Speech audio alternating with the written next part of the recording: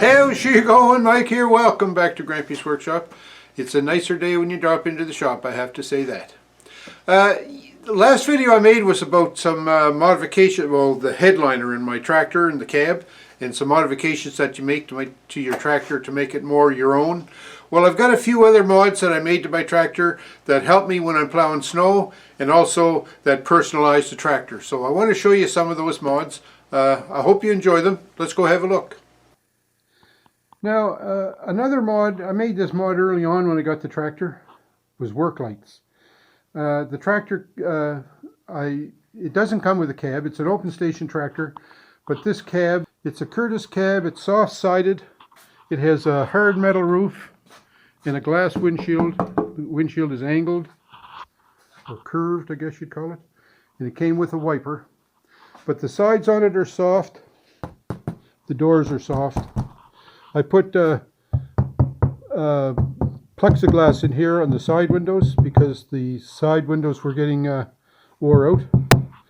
I have a plan to put plexiglass in the back, but I don't need it just yet. But the back is soft too. So anyway, the cab didn't come with work lights, so I didn't have the cab on very long before I discovered that I needed work lights, and especially when I was plowing, because it seemed like when I first got the tractor I was still working. So it seemed like whenever I was plowing roads, it was in the nighttime, so I needed work lights. So I got these lights at Princess Auto. They were pretty cheap when I bought them, and they're nice. There's 7 LEDs in that light. It doesn't draw a lot of current, but it gives off a really good light. It's a good spotlight, good work light. Not a spotlight, but it's a floodlight, more like a floodlight. So I have this one set up in the back so it shines out over the back implements so I can see what's going on back there. And then up front, I put 2 of them up at the cab roof level. So one of them, this one here on the left hand side, is aimed more or less to shine in front of the tractor, whereas the one on the right hand side is aimed down maybe off to the right side of the tractor more, so that I can see the edge of the blade when I'm plowing, make sure that I'm not getting too close to the ditch or whatever. So yeah, work lights, they were handy to have, and you saw on my headliner clip there, I have switches in the cab to turn those lights on and off. And they don't draw a lot of power, that's what I like about them. And they're bright, they work good. So work lights. Work lights are a good add to any tractor. A lot of guys will have work lights too that shine off the side of the tractor. And that's a big plus. I often thought maybe adding a light or two. I could add them back here on this back post, right there along the back of the cab. That would be a good spot for them. And I may do that someday, but as it is right now, I don't have that much need for lights shining off the back or off the side. So I just go with the work lights. Another mod that I made to my tractor for snow plowing purposes, especially, was when I got this blade. It's a 60-inch. The Massey Ferguson call it a Dozer Blade. It's a 60-inch Dozer Blade. The reason they call it a Dozer Blade is because even though it's the blade is spring-loaded, you can set it up to lock the blade so it won't tip down if you run into something. But in the wintertime, I let it fall down because you never know what you're going to run into when you're plowing, and the blade will just dump, and saves a lot of heartache. When I got the tractor, this hydraulic cylinder down here was where that red hydraulic cylinder is, and it would raise and lower, and that's all it would do. You'd have to get out of the tractor every time you wanted to angle the blade. So what I did one day is I had this brainiac idea, and I went and bought myself a hydraulic cylinder. And I changed the hydraulic cylinder out. The hydraulic cylinder I got, I have to say this, it wasn't an exact replacement. This cylinder down here was a 5-inch stroke, and that's an oddball cylinder. You can get them in 6-inch, 8-inch, 4-inch, but not 5-inch. So this is a 6-inch stroke cylinder here. And so what I did was I thought I would rather raise and lower the cylinder more than angle it, because if I angle the blade it might come in contact with the wheels.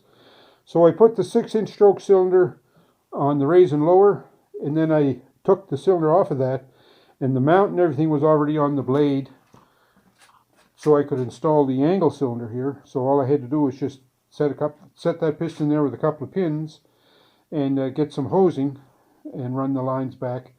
So now I can angle the blade as well as raise and lower it. And you do all that from the joystick controller. The joystick you can raise and you can lower. And then it's the joystick from the loader bucket. So the curl and the dump feature now become angle left and angle right. So it was an easy mod to make. All I had to do was buy that piston and get some hydraulic lines made. Now that piston was not cheap, I must say. Hydraulic pistons are expensive. But the lines, they weren't bad, I think. Well, I can't remember what they were, but they weren't real expensive. And a couple of fittings, and we hooked that up, and it's been working great ever since. It really, really, really makes a big difference when you're plowing, being able to angle the blade from within the cab.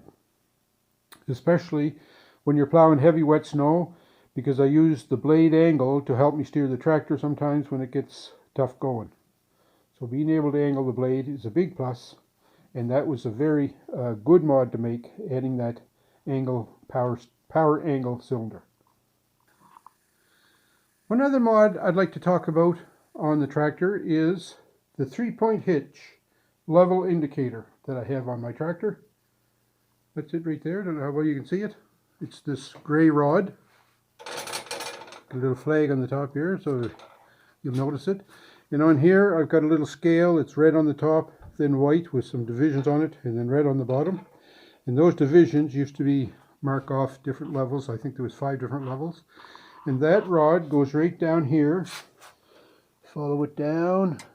And the lighting is poor here, but then it connects onto this 3-point lift arm. Right in there. All I had was a piece of 3/8 rod and a welded a flat washer to it right here. And the flat washer fit over this pin. So that's connected solid, well not solid, but it's connected to the 3-point lift arm.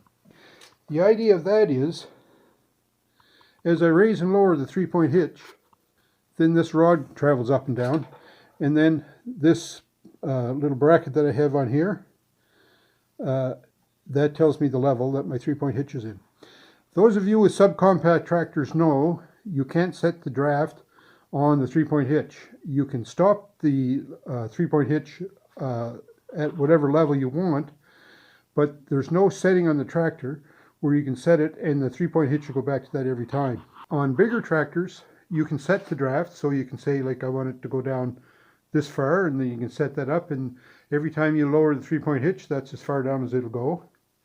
But on subcompacts, at least on mine anyways, I don't know if they're all like this, but on mine, every time you lower the 3-point hitch, it'll go all the way down.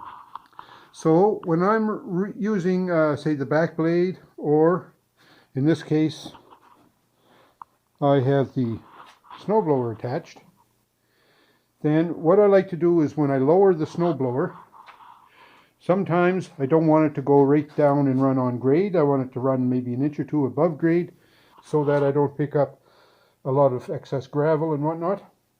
So by having this 3-point hitch level indicator on here, I can set it maybe like to the first or second marking here, and I can see that from in the cab. Don't know how well you can see that, but from looking out through the cab, you can see the markings. So right now it's showing just a little bit less than 2. So say you want to run it at 5, so I would lower it down until the 5 was aligned with that bracket. And then I could repeat that every time I lowered the 3-point hitch. Then I could set it at that level, and I know it would be the same. So that was the beauty of having this level indicator. I could repeat the level at which I would run the implements or whatever was mounted on the 3-point. I found this was very, very handy, especially using the back blade when grading, or using the rake, and also for using the snowblower.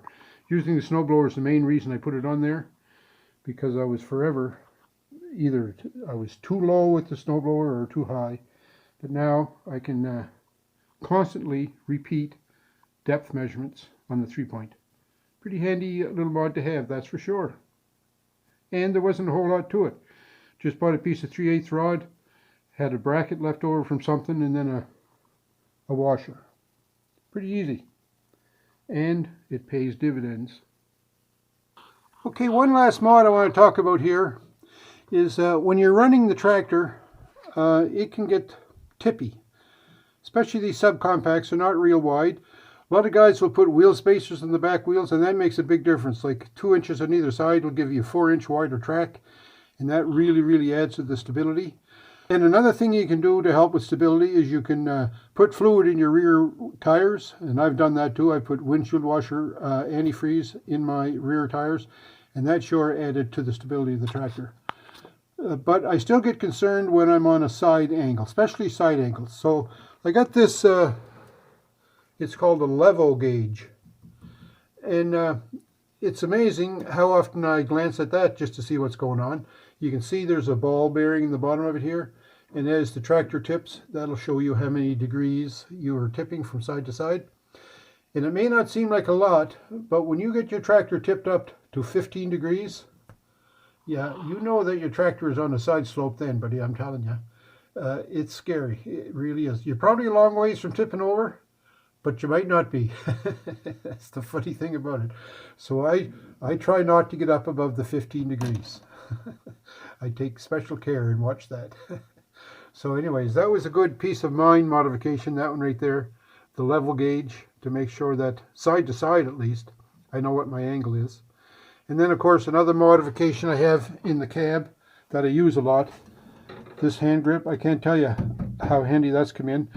Before I had that, I used to grab the steering wheel all the time to climb in, and next thing you know, my steering wheel was getting right sloppy and floppy back and forth. I was afraid it was going to fall off.